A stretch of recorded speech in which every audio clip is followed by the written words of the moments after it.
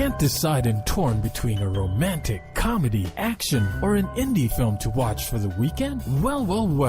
Golden State Media Concepts Movie Podcast is your ultimate guide to the latest movies. Join us as we dissect the latest on the blockbusters. It's the Golden State Media Concepts Movie Podcast.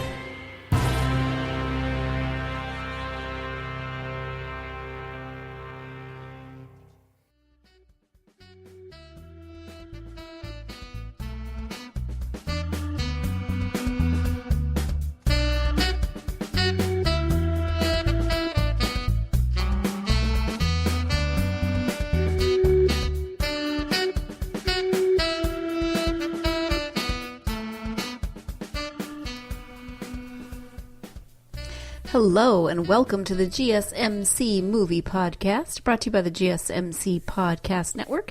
I am your host, Sarah, and I'm here without Heidi, of course, because she left us a while ago, and so I am taking over for her, and I will miss her terribly. As you can see by the title of this episode, I will be talking about the movies Dumbo today, the one from 1941 and the one from 2019. It is still in some theaters. I know it's been out for a while, but finally got around to watching it, and I rewatched the one from 1941, so I'm going to be talking about both of them and doing a little bit of comparison on those. So let's go ahead and start with the original, the one from 1941. I had forgotten that it was that old. I was thinking it was from the 50s, but no, it is from 1941. It has been a very long time since I saw the original. I was a kid the last time I saw it. I'm always fascinated by what I remember from things as a child, movies that I watched as a child and haven't seen since. And this one I remember, obviously that Dumbo can fly and that the pink elephants. That's pretty much what I can remember. And that everyone was really mean to Dumbo. So I just remember a few things. The description on IMDb is that ridiculed because of his enormous ears, a young circus elephant is assisted by a mouse to achieve his full potential. Okay.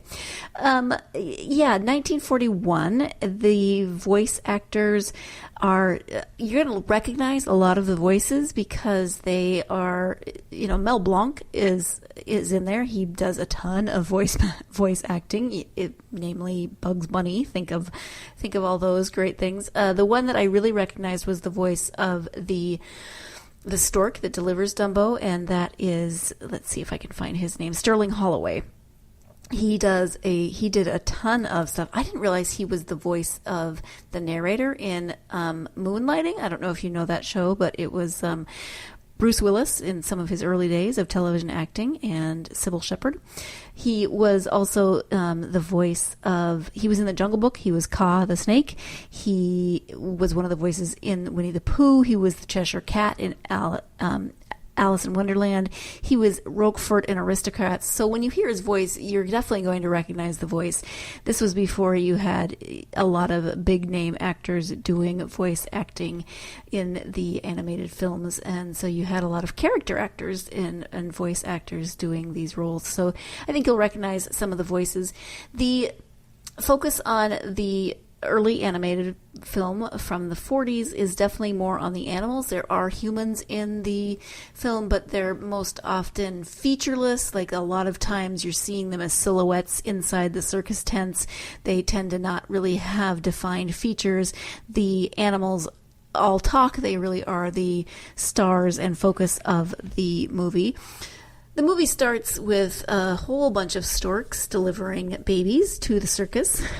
Yeah, I love that you get the story of the storks. That's how storks bring babies.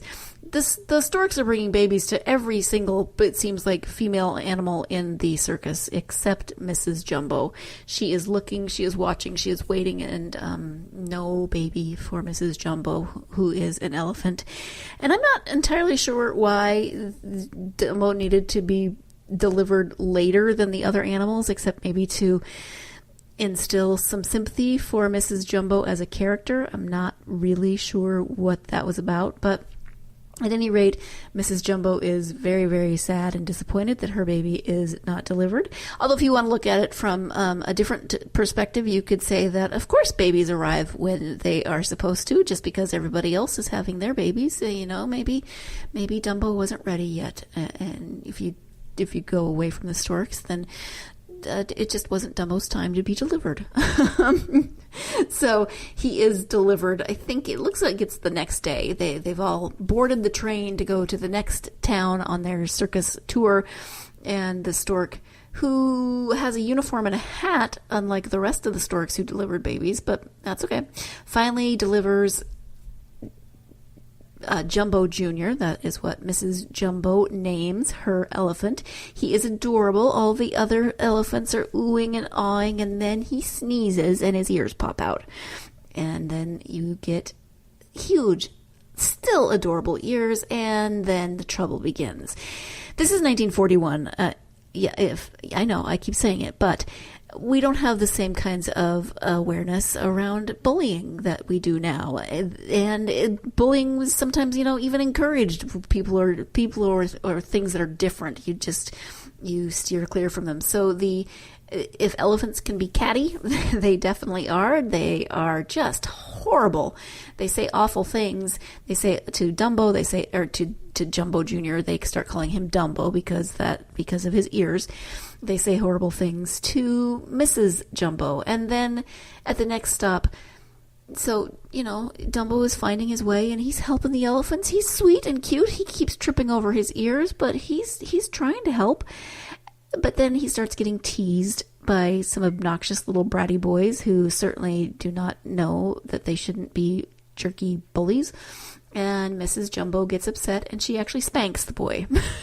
She turns him over and spanks his butt. And frankly, I can't blame her, but she gets labeled as a mad elephant and locked up in a tiny car by herself with shackles on her ankles, etc. I don't know how Dumbo is surviving. He's a brand new baby. He needs his mama, but he is very sad. The other catty, obnoxious elephants literally turn their backs on him and pretend he doesn't exist. He is assigned to be a clown, and that, of course, just goes strangely. He's just a baby. And I don't know. This I remember why this show made me so sad as a child. It is depressing. He does eventually find one friend, Timothy Q. Mouse, who helps him and encourages him, takes him to see his mom, so his mom can give him a little comfort, even though she is locked away and can only get her trunk out to see him.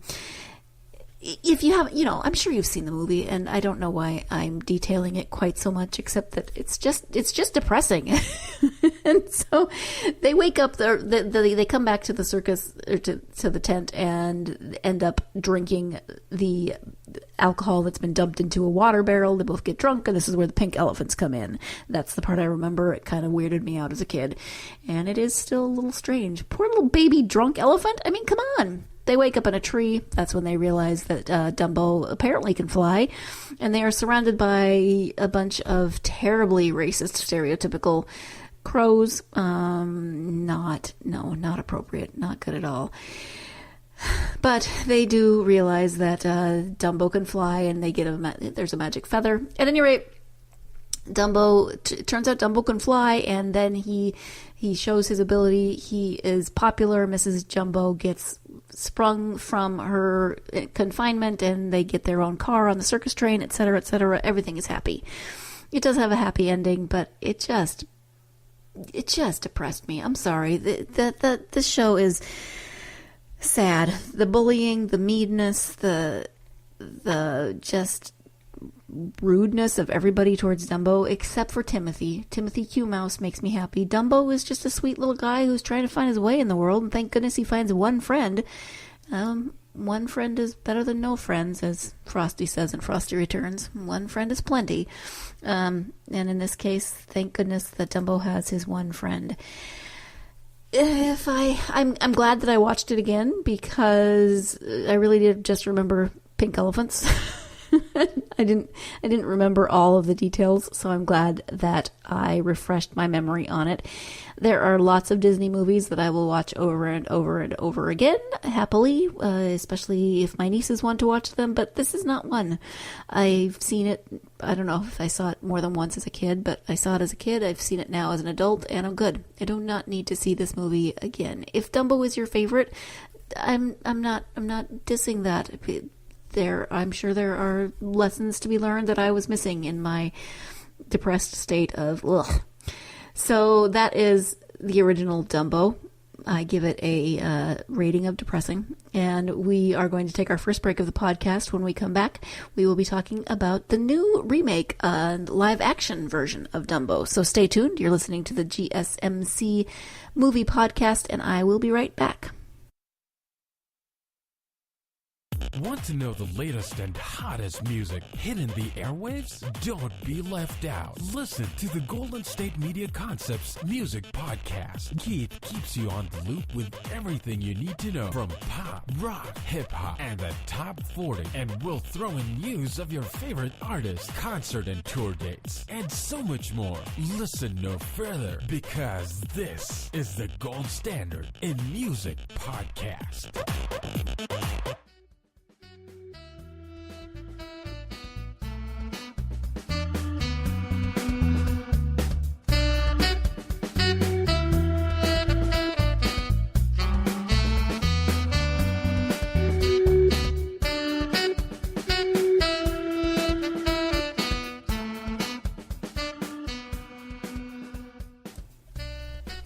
Welcome back to the GSMC movie podcast, talking today about the movies Dumbo, the first one from the 40s, the new one from this year. It is live action. It's got quite the cast.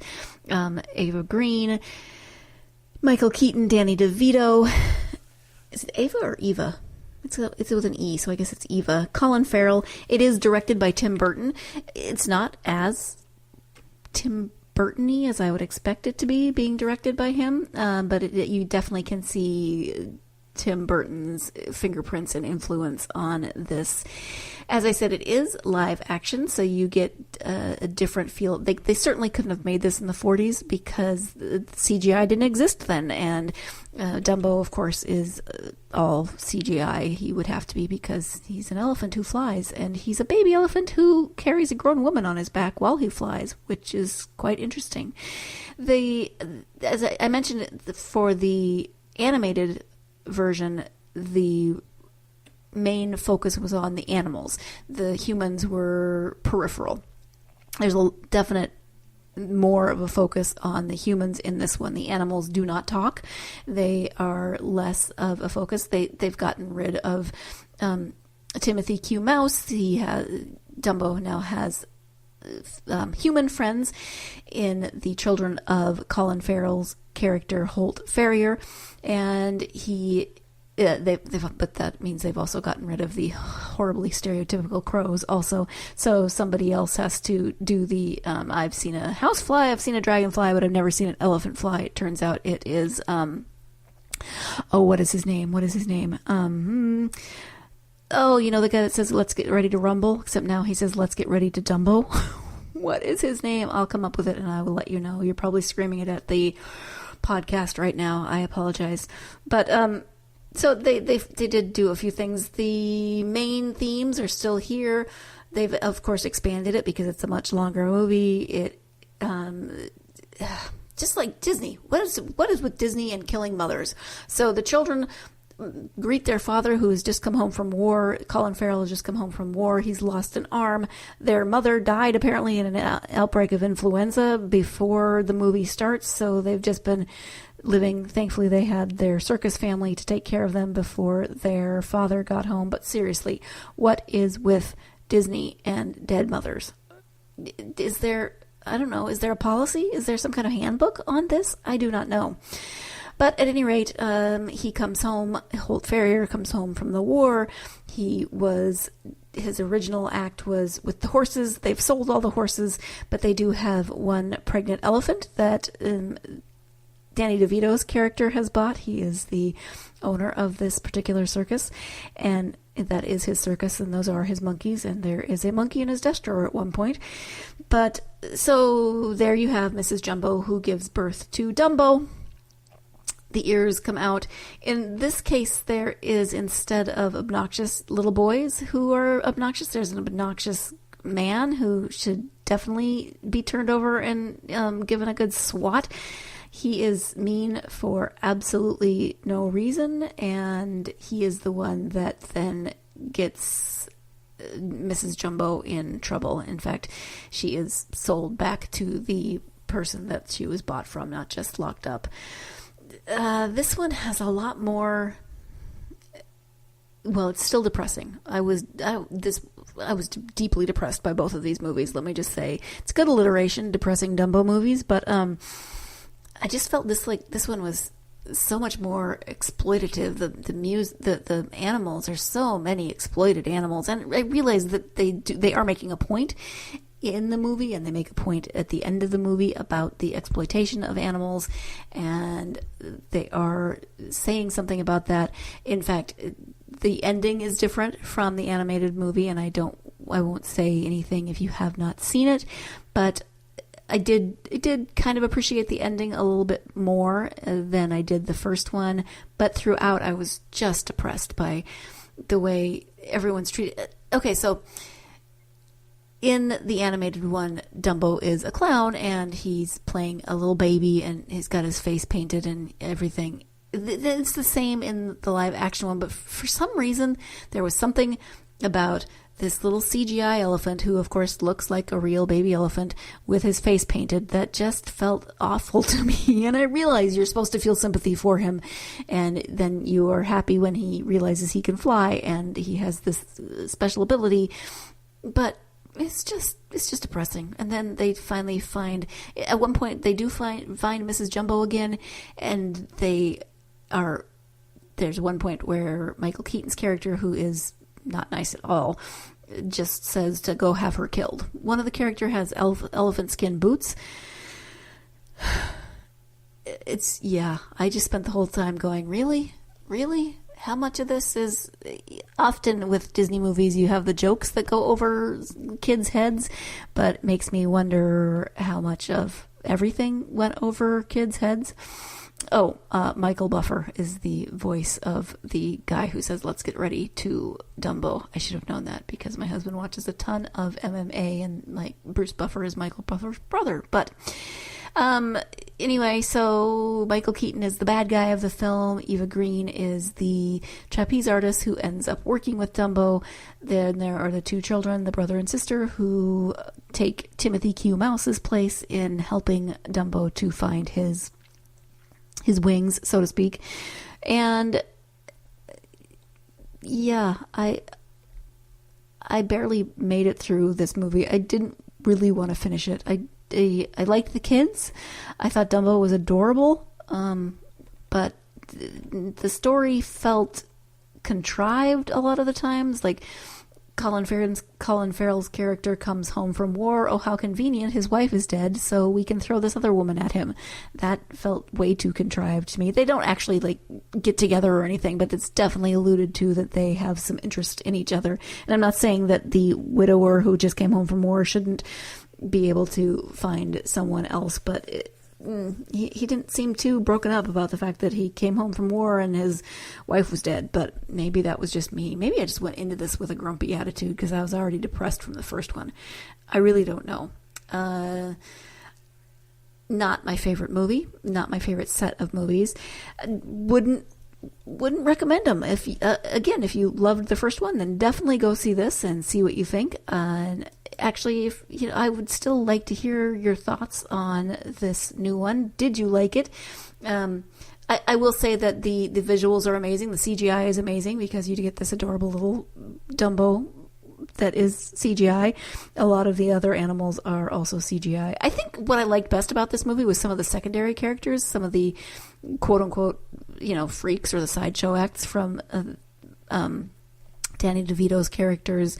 His name is Maximilian Medici, I think, from his circus. The mermaid lady cracked me up a lot, and she I mean, she's barely in the movie, but she was my favorite, especially during the point where they are mounting kind of an operation to rescue Dumbo and Mrs. Jumbo, and she's, I don't know, I liked her.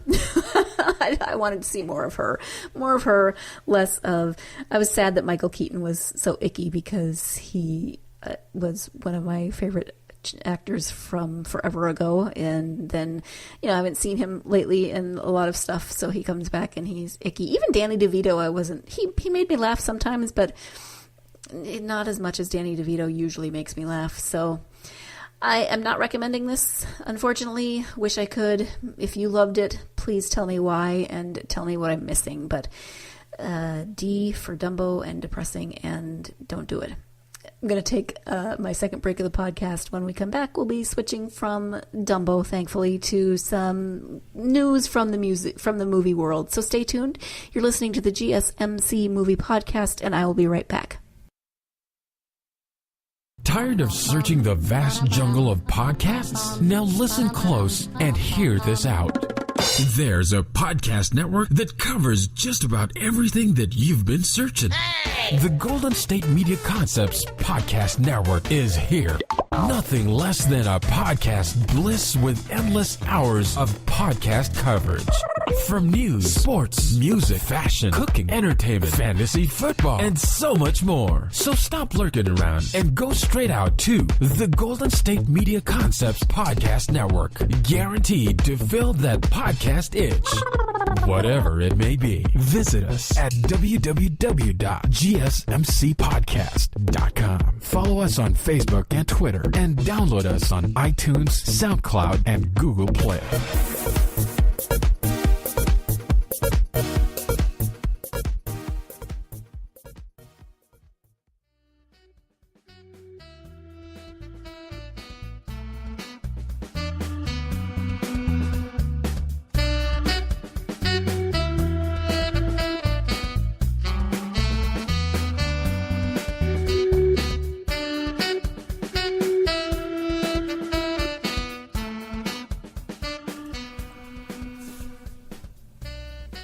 Welcome back to the GSMC Movie Podcast. Moving on from Dumbo to some just more general movie news and a couple of movies that are coming out in June in the next few weeks that I am excited about.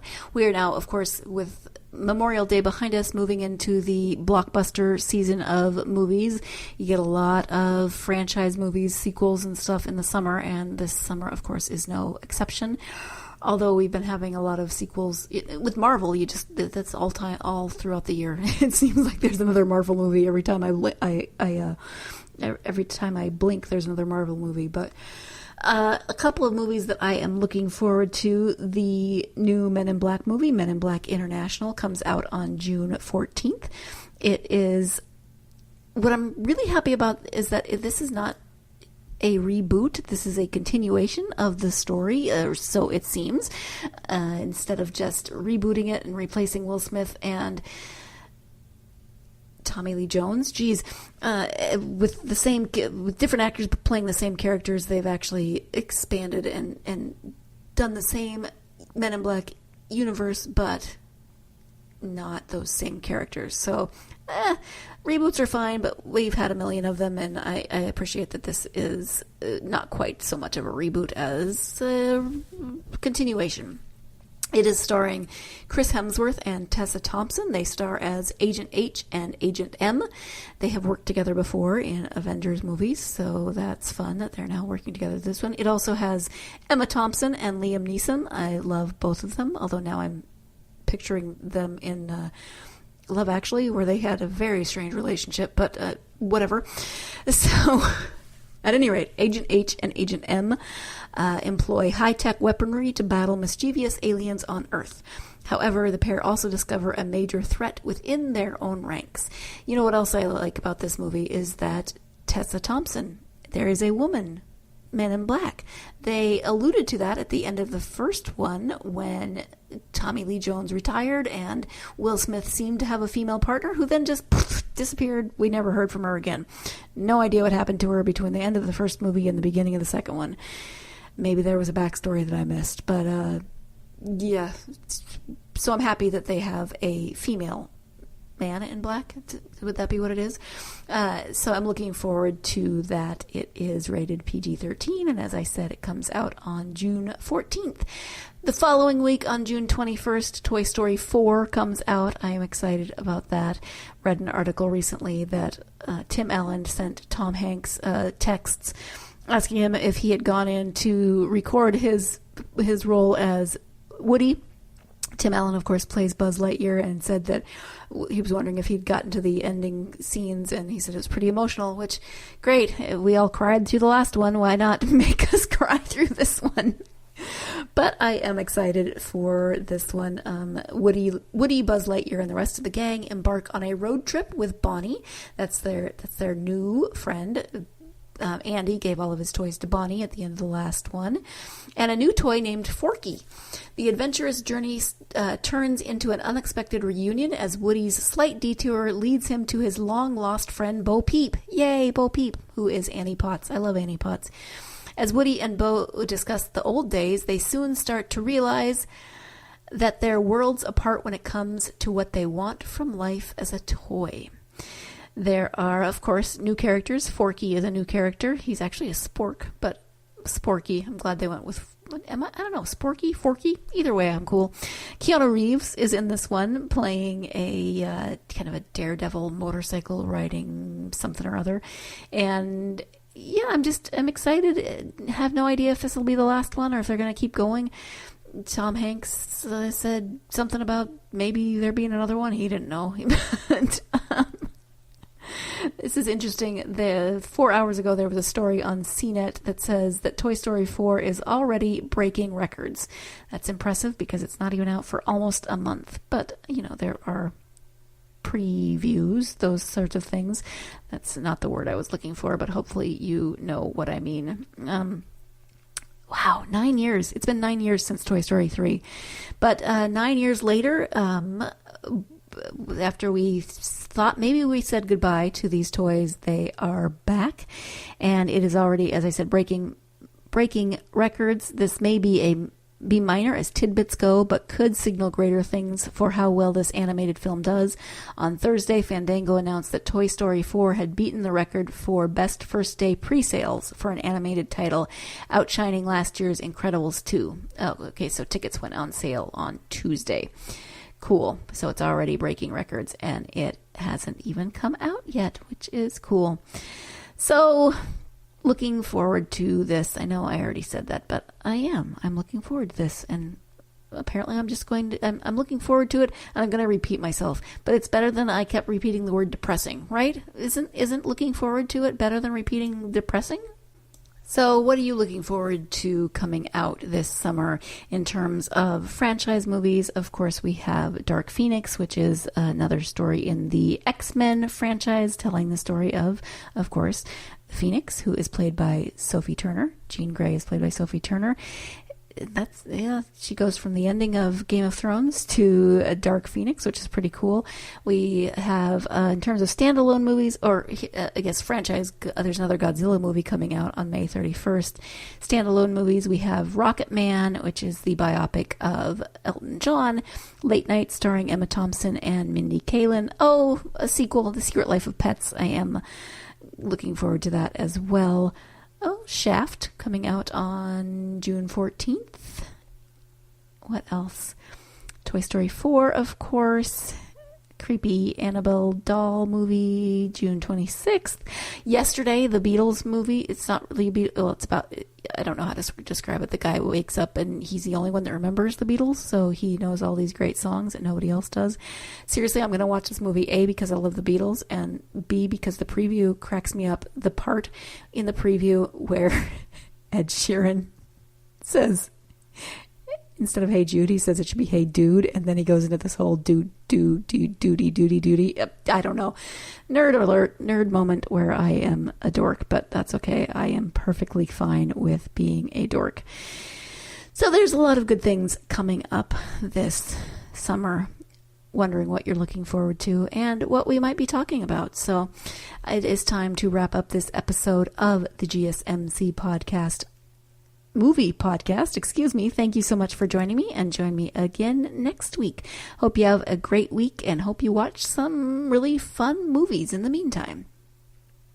You've been listening to the Golden State Media Concepts Movie Podcast, part of the Golden State Media Concepts Podcast Network. You can find this show and others like it at www.gsmcpodcast.com. Download our podcast on iTunes, Stitcher, SoundCloud, and Google Play. Just type in GSMC to find all the shows from the Golden State Media Concepts Podcast Network, from movies to music, from sports to entertainment, and even weird news. You can also follow us on Twitter and on Facebook. Thank you, and we hope you have enjoyed today's program.